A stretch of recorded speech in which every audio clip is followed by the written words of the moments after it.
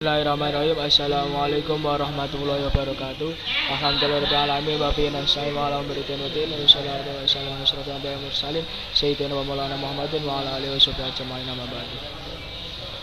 Yang saya hormati kepada dosen Ibu dosen pengampu materi ini yaitu Bu Nurul Malika, dan tak lupa kepada seluruh teman-teman berbahagia.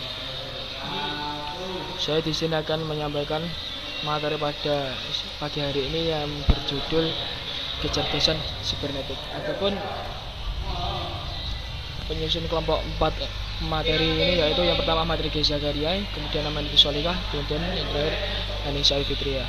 Sebelum memulai presentasi pada pagi hari ini, alangkah baiknya kita berdoa lebih dahulu. Ala hadina wa ala kulli sholihah. Al-Fatihah.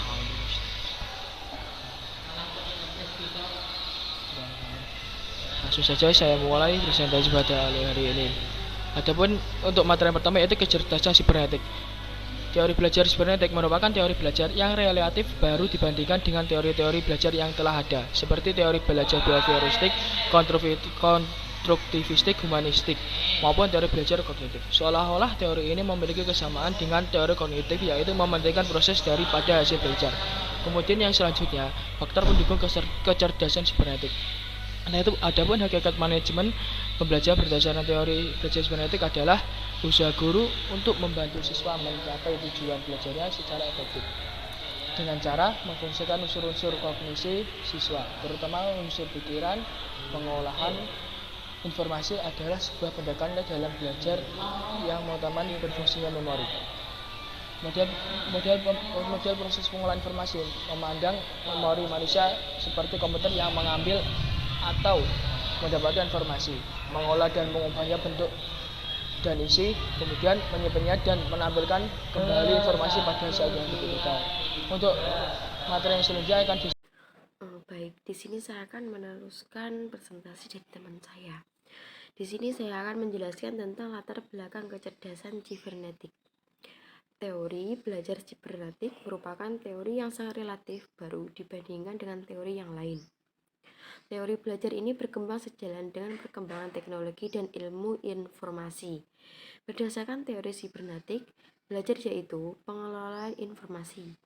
Seolah-olah teori ini mempunyai kesamaan dengan teori kognitif, yakni mementingkan proses belajar daripada hasil belajar. Proses belajar memang penting dalam teori sibernetik. Namun yang lebih penting lagi ialah sistem informasi yang diproses yang akan dipelajari oleh siswa. Informasi inilah yang akan berlangsung sangat ditentukan oleh sistem informasi yang dipelajari. Berbagai teori belajar dan pembelajaran seperti teori sibernetik yang belum aktif diterapkan. Maka, seorang guru menerapkan teori belajar yang sesuai dengan kondisi, konteks, serta sarana dan prasarana dalam pembelajaran yang dihadapi. Selanjutnya pendapat para ahli kecerdasan sibernetik. Yang pertama, menurut Landa merupakan salah seorang psikologi yang beraliran sibernetik. Menurut Landa, ada dua macam proses berpikir, yaitu yang pertama, proses berpikir algoritmik, yaitu proses berpikir linear, konvergen, dan lurus menuju ke satu target tertentu. Yang kedua, cara berpikir heuristik, yaitu cara berpikir divergen menuju ke beberapa target sekaligus. Yang kedua adalah menurut Parks dan Scott. Tokoh sibernetik yang lain adalah Parks dan Scott yang memperkenalkan tipe peserta didik yang holistik dan tipe serial. Peserta didik tipe heuristik cenderung mempelajari sesuatu dari tahap yang paling umum ke tahap yang paling khusus. Sedangkan peserta didik tipe serial cenderung berpikir algoritmik. Selanjutnya akan diteruskan oleh Mbak Aminatus Solikah. Baiklah, di sini saya akan menjelaskan tentang relevansi kecerdasan sibernetik. Menurut Ridwan Abdul Wasani, menjelaskan fungsi guru dalam pembelajaran sibernetik adalah merencanakan, mempersiapkan, dan melengkapi stimulus yang penting untuk masukan simbolik dan masukan referensi. Guru berperan membimbing peserta didik dalam memahami informasi yang cocok dan membimbing mereka memanipulasikan proses memahami konsep dan mempersiapkan umpan balik dari sebuah latihan atau pembelajaran. Di sini ada 9 langkah pengajaran yang perlu diperhatikan oleh guru dalam menerapkan teori sibernetik, yaitu yang pertama, melakukan tindakan untuk menarik perhatian peserta didik. Yang kedua, memberikan informasi kepada peserta didik mengenai tujuan pengajaran dan topik yang akan dibahas. Yang ketiga, merangsang peserta didik untuk memulai aktivitas pembelajaran. Yang keempat, menyampaikan isi pelajaran yang dibahas sesuai dengan topik yang telah ditetapkan. Yang kelima, memberikan bimbingan bagi peserta didik dalam melakukan aktivitas dalam pembelajaran. Yang keenam, memberikan penguatan pada perilaku pembelajaran peserta didik. Yang ketujuh, memberikan umpan balik terhadap perilaku yang ditunjukkan oleh peserta didik. Yang kedelapan, melaksanakan penilaian proses dan hasil belajar.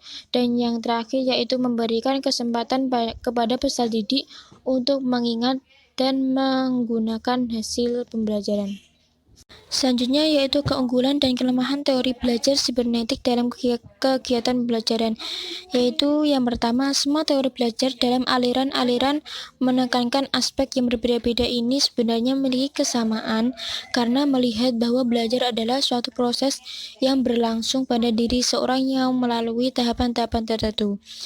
Selanjutnya yaitu isi proses belajar adalah sistem informasi yang diperoleh melalui pengalaman akan suatu kejadian tertentu yang disusun sebagai suatu konsep, teori, atau informasi umum. Yang ketiga, hasil proses teori belajar ini adalah adanya perubahan baik yang dilihat sebagai perubahan tingkah laku maupun secara kemampuan pada ranah kognitif, afektif, dan psikomotorik. Sedangkan kelemahan teori ini dikritik karena tidak secara langsung membahas proses belajar sehingga menyulitkan dalam penerapan. Ulasan teori ini cenderung ke dunia psikologi dan informasi dengan mencoba melihat mekanisme ini kerja otak. Karena pengetahuan dan pemahaman akan mekanisme ini sangat terbatas pula kemampuan untuk penerapan teori ini. Baiklah, sampai di sini untuk presentasi kelompok kami. Apabila ada kurang dan lebihnya, kami mohon maaf yang sebesar-besarnya. Billahi taufiq wal hidayah. Wassalamualaikum warahmatullahi wabarakatuh.